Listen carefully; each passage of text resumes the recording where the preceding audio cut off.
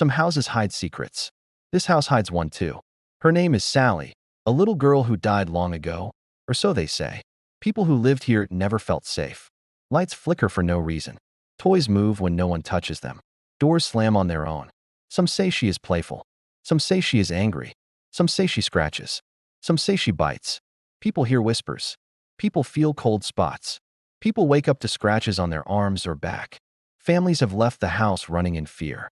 Investigators have come, but could not explain everything. The Pickman family lived here in the 1990s. They reported things that seem impossible. Was it really a ghost, or something else we cannot see? Tonight, we will take you inside. We will show you the history. We will share the experiences. We will visit the rooms where it all happened. You will hear the stories from people who were here. Some say they escaped. Some say they never returned. This is not a story from a movie. This is not a story made up. This is the story of the Sallie House, a house that refuses to stay silent. And now, it is your turn to see. Are you ready to enter? Before we begin, make sure you subscribe, turn on the notification bell, smash that like button, and comment below if you think you could spend a night in a real haunted house. Share this story with anyone who loves mysteries, because what you are about to hear will chill you to the bone. They called her Sallie. Some say she died in this house long ago. Some say she never left. People who lived here felt her presence immediately. Lights flickered for no reason. Toys moved when no one touched them. Doors slammed by themselves. Footsteps echoed in empty hallways, and cold spots followed them like shadows. Some say she is playful. Some say she is angry. Some say she scratches. Some say she bites. In 1993, Tony and Deborah Pickman moved into the house, thinking it would be a peaceful home. They were expecting their first child, and everything seemed ordinary at first. But small, strange things began almost immediately. Lights flickered even when they were off. The cordless phone sometimes died without warning. Their dog growled at the nursery door for no reason. A feeling of being watched settled over the home. At night, shadows seemed to move in the corners, as if something was watching from just out of sight. Then the events escalated. One day, Tony went into the nursery and found all the stuffed animals laid out in a perfect circle on the floor. Deborah had not moved them. They set the toys back in place and left the room. But when they returned, some toys had fallen again. Pictures hung askew. Doors opened and closed on their own. Cold spots followed them from room to room. The air often felt heavy, thick, almost like it was pressing down on them.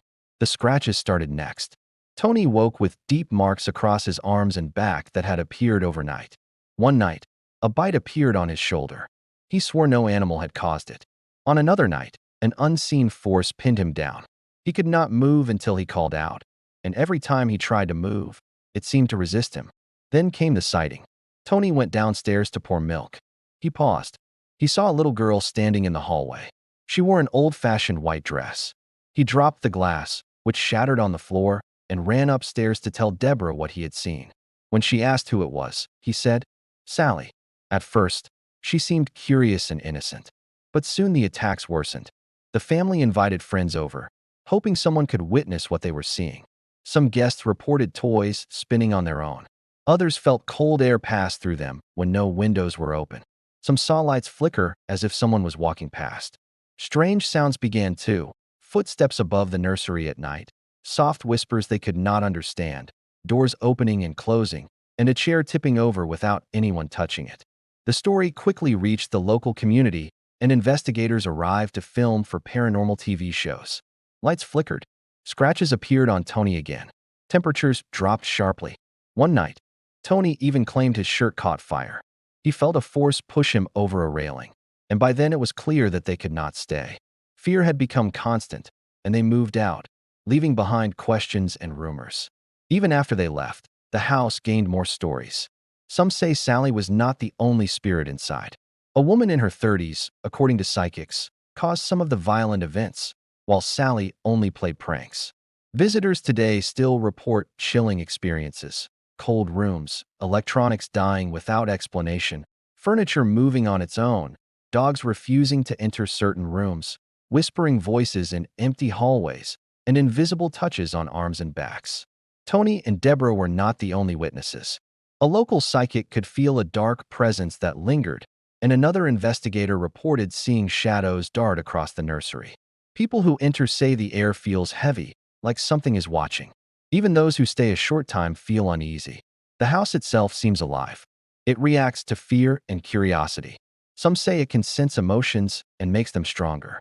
Sallie may not be the only presence inside, but she is the one everyone notices first.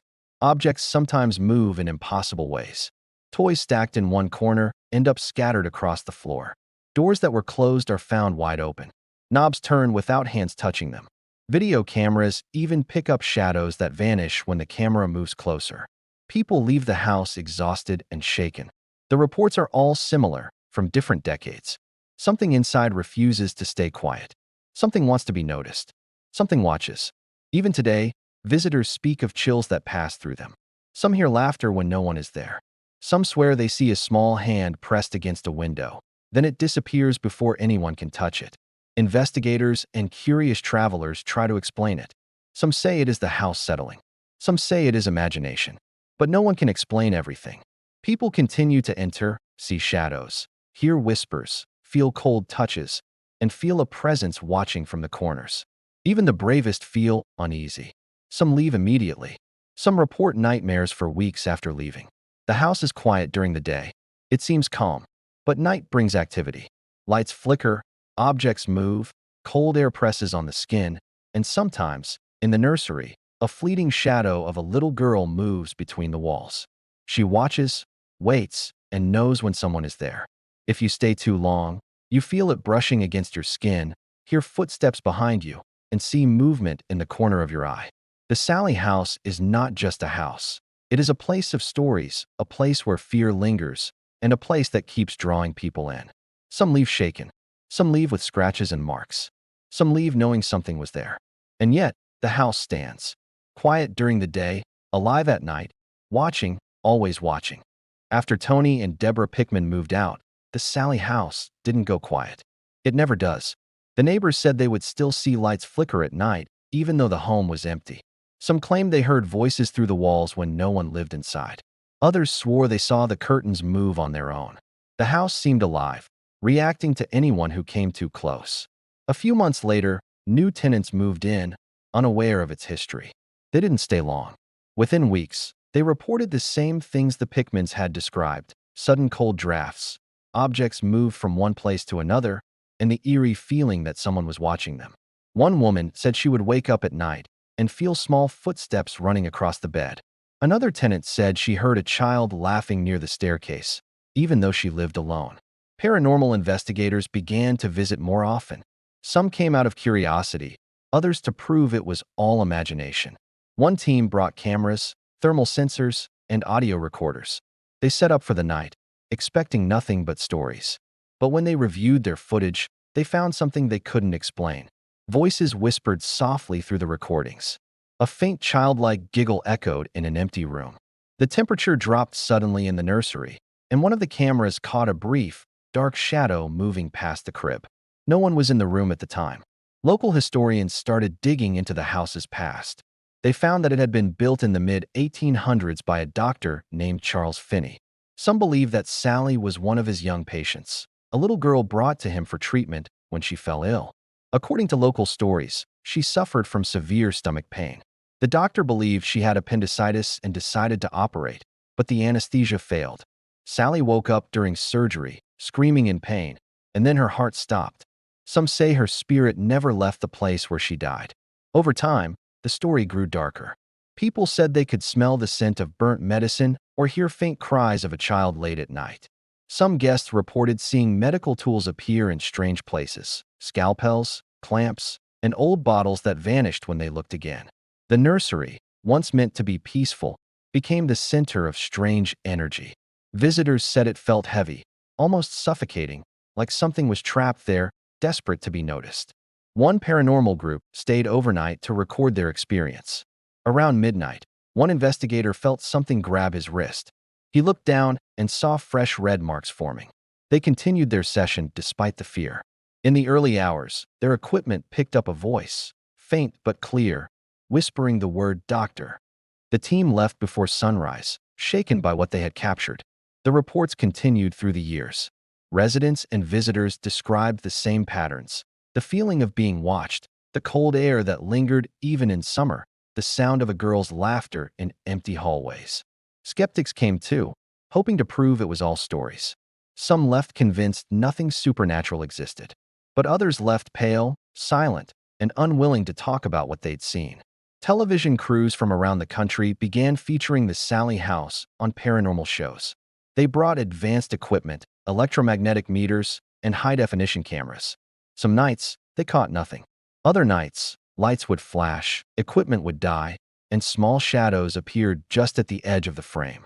One cameraman said he felt a sharp pain in his arm and discovered 3 long scratches forming as he filmed. Another said his audio recorder captured breathing sounds when the room was completely empty. Even those who stood outside claimed to feel it. People said the house gave off a strange vibration, almost like it was humming beneath the surface. Tourists visiting Atchison, Kansas, where the house stands, would often stop in front of it, but refuse to step inside. Some described seeing a small figure watching from an upstairs window. Others said they felt a wave of sadness just by walking past the property. Despite everything, the Sallie House still attracts people. Paranormal investigators, thrill seekers, and skeptics all keep coming back. Some say the house reacts differently to each person. It's calm for some, violent for others. Some visitors experience nothing at all, while others leave with scratches, bruises, or a deep sense of dread. The house seems to choose who it wants to notice. In 2015, a new investigation brought together several experts with different tools. They tried to communicate using recorders and spirit boxes. A voice, faint and childlike, was captured again. Play. Moments later, a loud thud echoed from the nursery. When they entered, one of the stuffed animals had moved to the middle of the floor. The investigators froze. The toy was one they had placed in the corner hours earlier. When they reviewed their footage, something stood out. A small figure darting across the hallway, no taller than a child. The team believed they had caught Sallie on film. Others said it could have been a trick of the light, but even the skeptics couldn't explain everything. The sounds, the temperature changes, the marks that appeared on one investigator's neck, all happened on camera. To this day, the Sallie House remains one of America's most documented hauntings. The city of Atchison even allows visitors to tour the house, but they warn that strange things still happen. Some tourists report phones shutting off inside the rooms. Others say they feel pressure on their chest or sudden dizziness. A few leave early, too afraid to continue. Even years later, Tony Pickman still speaks about what happened to him. He said he tried to move on, but sometimes he still dreams of the house. In his dreams, he walks through the hallway, and the lights flicker just like before. He hears small footsteps behind him, and when he turns, he sees a shadow that vanishes. He said he still feels the scratches on his arm some nights. No matter how much time passes, the memories remain sharp, like the house is still reaching for him. Many people still wonder what truly haunts the Sallie House. Is it really the spirit of a little girl named Sallie, or something darker pretending to be innocent? The truth has never been proven. But those who visit say one thing for sure: the house feels alive. It watches, it listens, and it waits for the next person who dares to enter. In Atchison, Kansas, on North 2nd Street, sits a little white house. It looks ordinary, but it isn't. The house feels alive. It watches, it listens, and somehow, it remembers. You'd think after all the stories, the TV shows, and the terrified visitors, people would learn to stay away. But they don't. Every year, new faces are drawn to the house, almost as if it's calling them. Some are skeptics, here to debunk the legends. Others are thrill seekers, hoping to feel that infamous chill for themselves. And a few claim the house itself summoned them. The legend of the Sallie House centers around a young girl named Sallie, who is said to have died during a botched appendectomy in the house at the turn of the 20th century. For decades, the families who lived there reported strange activity: toys moving on their own, unexplained fires, and shadowy figures. But it was the Pickman family, who moved in the early 90s, whose experiences brought the house into the national spotlight. Tony Pickman, the husband, claimed he was repeatedly attacked by an unseen force, suffering scratches, burns, and shoves. These attacks grew so violent that the family eventually fled, leaving the house to its ghosts. In 2017, a team of seasoned ghost hunters decided to spend a weekend inside, armed with the latest technology. They brought infrared cameras, digital voice recorders, motion sensors, and temperature guns, determined to capture definitive proof. They wanted something science could measure. For hours, the house was eerily still. Just the creaks and groans of old wood settling in the Kansas night. But then, around 2:30 in the morning, the atmosphere shifted. The temperature in the nursery plummeted from a comfortable 70 degrees to 53 in mere seconds. Then, one by one, their motion sensors started flashing red. Something was moving in the nursery. One camera captured a faint orb of light hovering near the empty crib before it vanished completely. A moment later, a soft knock echoed through the room. Once, twice, then a third time. It wasn't coming from the door or the window. It was coming from inside the wall. Gathering his courage, one investigator asked into the darkness, "Sallie, is that you?" The response that came through their spirit box device sent a wave of ice through the room. A small girl's whisper, clear as day, said just one word, "Yes." The room fell dead silent. Then the lights flickered violently, and another investigator suddenly cried out, his voice shaking. "Something just touched my back." He spun around, and his team saw it. 3 angry red marks, like scratches, were appearing on his shoulder. They fled the room that night, pale and shaken, refusing to even speak about it until the sun came up. When they reviewed the audio recordings later, they discovered something even more unsettling. Beneath the girl's whisper, almost hidden in the static, was another sound. A slow, heavy, rhythmic breathing. It sounded almost human, but not quite. Some dismissed it as a recording glitch. Others were convinced it was something else entirely. Something pretending to be a little girl. 2 years later, in 2019, a group of university scientists came to the Sallie House. They weren't looking for ghosts. They were looking for logical explanations. They set up sophisticated electromagnetic and environmental sensors, searching for faulty wiring, seismic vibrations, or strange magnetic fields that could explain the phenomena. And they did find some answers. Old, frayed circuits were causing some of the lights to flicker.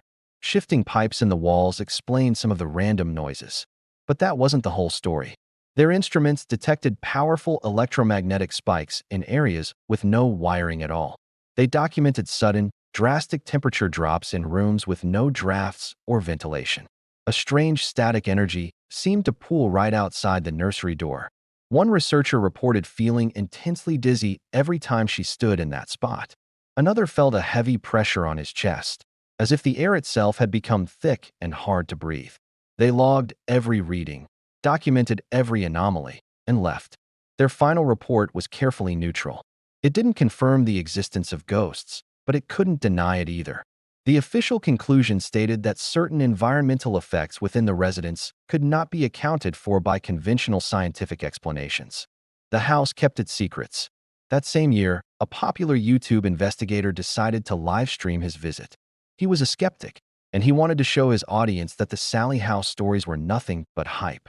He started his broadcast confidently, laughing as he walked through the rooms. "See? Nothing here," he told his viewers. "Just a normal old house." But about an hour in, the mood changed. Viewers in the live chat started frantically commenting that they could see a shadow behind him. A tall, dark shape standing silently by the nursery door. He turned his camera, but of course, there was nothing there. He nervously laughed it off. A few minutes later, his stream glitched. The camera feed froze, then went completely black. When it finally came back on, his face was pale and his breathing was heavy. He claimed all his equipment had suddenly died at once. He ended the stream early, later admitting that just before the blackout, he felt something cold and strong grab his wrist in the darkness. Today, the Sallie House remains. During the day, it looks almost peaceful, a quiet old home with peeling paint and creaky porch steps. But locals will tell you it transforms at night. They say the windows look like dark, empty eyes, and sometimes, if you look closely, you can see the small figure of a girl standing behind the upstairs curtain. Even the most experienced tour guides refuse to enter the house alone. Investigators who return bring others with them, not just for gathering evidence, but for their own safety. Some call it one of the most haunted homes in America. Others have a different theory. They call it a mirror, a place that reflects whatever you bring inside it. If you come with fear, it seems to feed on that fear. If you come with disbelief, it simply waits, patient. And if you come alone, some say it follows you home. What is the Sallie House really? Is it the restless spirit of a young girl? Is it a darker entity masquerading as a child? Or is it just a house with a memory that refuses to heal? To this day, no one knows for sure. But one thing is certain. The house isn't finished telling its story. Because every year, new people walk through that front door. And every year, the house wakes up again.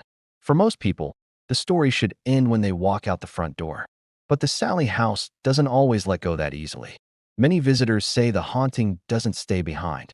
It moves with them, into their homes, their dreams, and their thoughts. Some call it imagination. Others aren't so sure.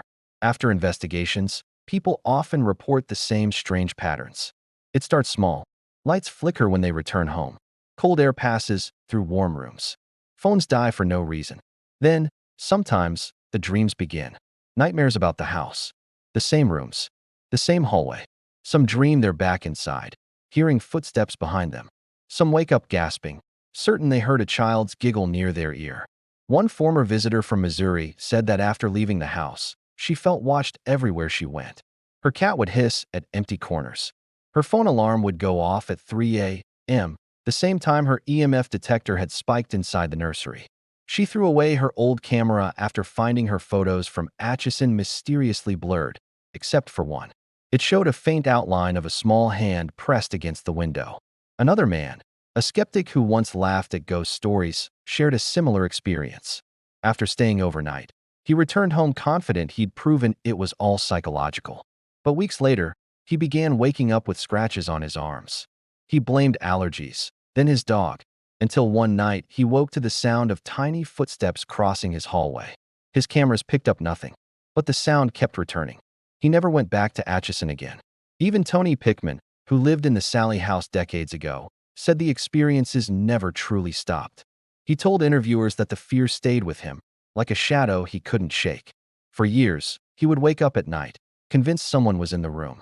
Sometimes he saw shapes in the dark, small, childlike, moving just out of focus. He said he could still hear the faint sound of a little girl calling his name. Paranormal experts believe hauntings can attach themselves to people, not just places. They call it a residual connection, a kind of invisible thread that carries energy from one location to another. Whether that's science or superstition, no one can say. But the pattern keeps repeating. People visit the Sallie House, they leave, and soon after, something strange begins to happen. In 2021, a documentary crew spent 3 nights inside the house to film a new series. They captured what they described as the most intense activity they had ever experienced. Lights cutting out, doors slamming, and voices whispering over the microphones. But the most disturbing part didn't happen in Atchison. It happened when they got home. One editor said her laptop crashed every time she tried to render the footage. Files would corrupt or disappear. She replaced her system twice, but the same errors occurred. Another crew member said she heard the same child's voice whisper, "Hello," through her baby monitor weeks later. The sound came even when the device wasn't plugged in. Visitors who take tours of the Sallie House report feeling physically affected. Some complain of headaches and nausea inside the nursery.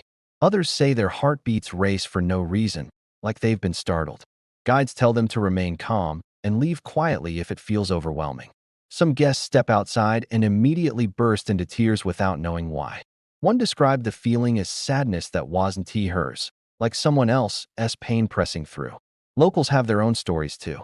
Neighbors say the house sometimes hums at night, as if something is moving inside.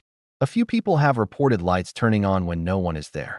One man who lives across the street said he saw a small shape in the upstairs window just before midnight, even though the property was locked.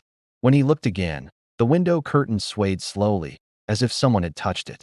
No one has ever been seriously harmed by the Sallie House, but it leaves a mark. Even skeptics admit that there's something heavy about the air around it. Some call it history. Some call it trauma. Some think the house has absorbed the fear of everyone who's ever stepped inside. Whatever it is, it lingers, like the echo of a whisper that never fades. The Sallie House remains one of the most studied haunted locations in America. Scientists, priests, skeptics, and believers all come looking for answers. But each time they leave, the questions grow deeper. What is really inside that house? Why does it still reach for those who have already gone? And if it can follow them home, does that mean it ever truly lets anyone go? The truth is, no one knows for sure. Some people say Sallie was just a frightened little girl whose story became trapped in the walls. Others believe something darker took her place, something that wears her voice to keep people coming back. Either way, the house stays alive through those who remember it. Every story told, every picture shared, every visitor who steps across that line, it all feeds the legend. And maybe that's what the Sallie House wants. Not peace, not closure, just attention. Because the more people talk about it, the louder it seems to become. The Sallie House has become more than just a haunted home. It's part of Atchison's identity now, a quiet Kansas town forever linked to a story that refuses to fade. For some, it's history. For others, it's a mystery that still breathes. And for many who live nearby, it's simply part of everyday life. Locals drive past it every day. Some don't even look anymore. Others still cross the street instead of walking by the front gate. The White House sits there like it always has, small and ordinary, yet surrounded by an invisible wall of fear. Children grow up hearing its stories. Tourists arrive with cameras and curiosity. And every Halloween, the town fills with people who want to see the place for themselves, the house that watches back. The city of Atchison eventually embraced the legend. Tours are now organized for visitors brave enough to step inside. The guides tell the history carefully, where the stories began, what investigators have found, and what still can't be explained. They remind guests that what happens inside isn't guaranteed.